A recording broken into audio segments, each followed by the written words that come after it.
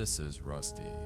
If you are hearing this, if your battery-operated set still has a spark of life, or if you've managed to hand crank some juice into a receiver, then you aren't alone.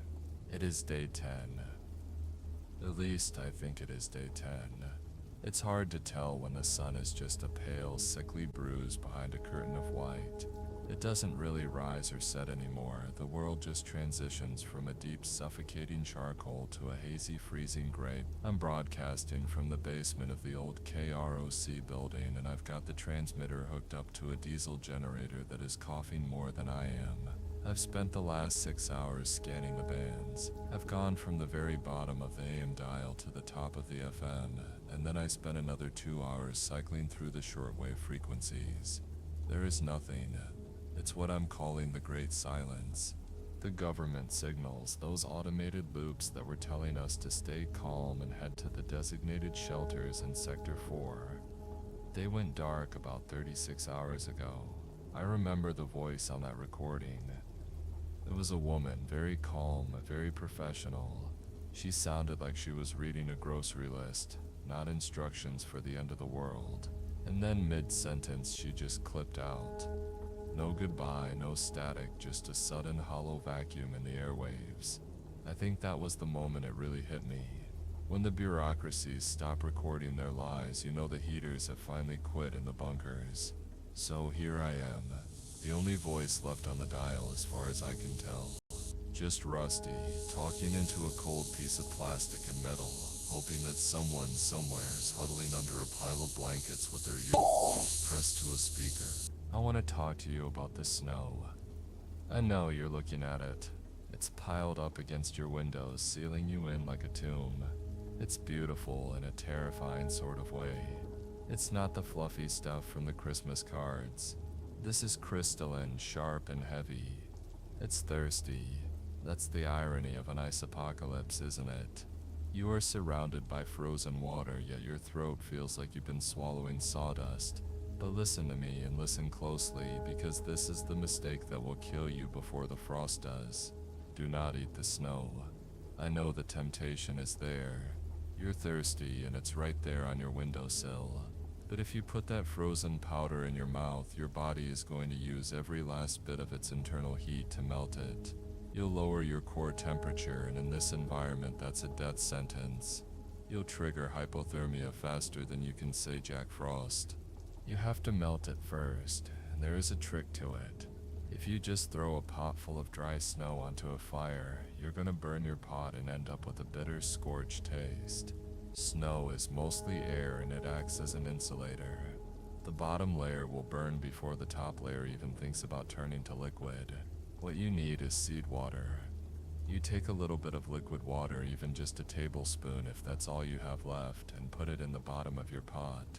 Then you add the snow slowly, a little at a time. The liquid transfers the heat and melts the snow into more liquid. It's a process, it takes patience, and I know patience is a hard thing to come by when your fingers are turning blue and the world is ending.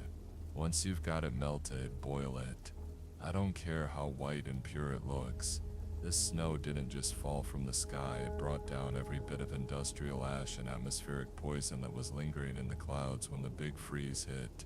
Boil it, let it cool just enough so you don't scald yourself, and drink it slow. I spent some time today looking out the reinforced window in the upper studio. The city is gone.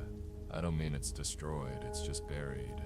The cars in the parking lot are nothing but white mounds, like graves in a forgotten cemetery. The wind has picked up again. It's a high whistling sound that works its way into your teeth. It's the sound of a planet that has decided it's tired of us.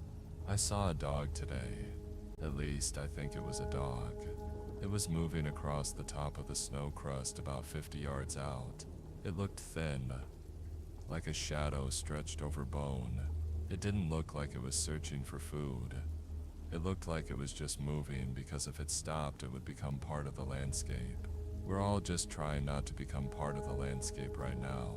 I wonder what they're thinking. The people who caused this, or maybe nobody caused it, maybe the earth just flipped a switch.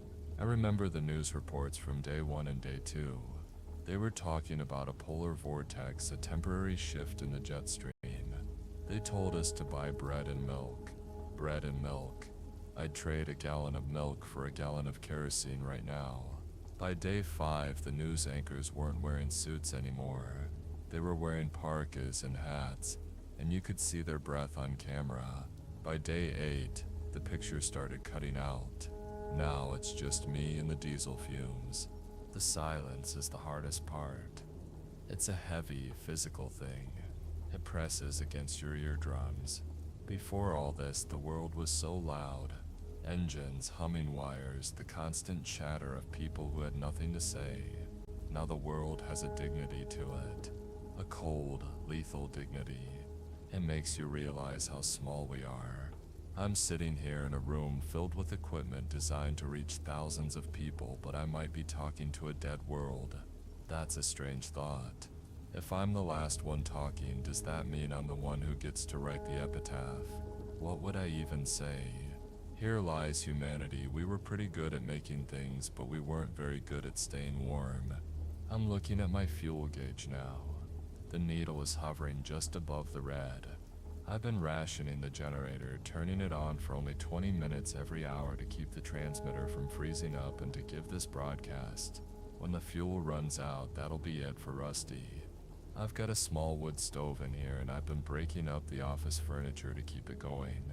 I've already burned through the marketing department's desks. Tomorrow, I think I'll start on the archives. There's a lot of paper in there. Old logs, scripts for commercials for car dealerships that don't exist anymore, photos of staff parties where people were smiling in short sleeves. It'll all make for a good flame. It's funny what becomes valuable when the mercury drops out of the bottom of the thermometer. A glossy headshot of a local news weatherman burns surprisingly bright. If you're listening, and you're scared, try to find a rhythm. That's what's keeping me sane. I'll rhythm to the day, melt the snow at 8. Check the perimeter at 9, broadcast at 10. If you let the hours bleed together, the cold starts to get into your head. It starts to tell you that it would be so easy to just lie down and go to sleep. The warm sleep. They used to call it in the old survival manuals. It's a lie. It's just the brain shutting down because it can't handle the shivering anymore. Stay moving. Even if it's just pacing in your living room. Even if it's just moving your toes inside your boots. Do not let the stillness win. I'm gonna try to play some music in my head during the off hours. I don't have the power to run the turntables or the digital library, but I remember the melodies.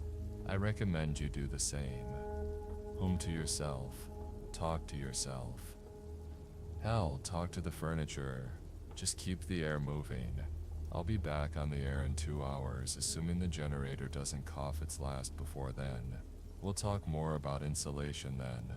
I'll tell you how to use old newspapers and bubble wrap to keep your body heat from leaking out. Until then, stay dry, stay smart.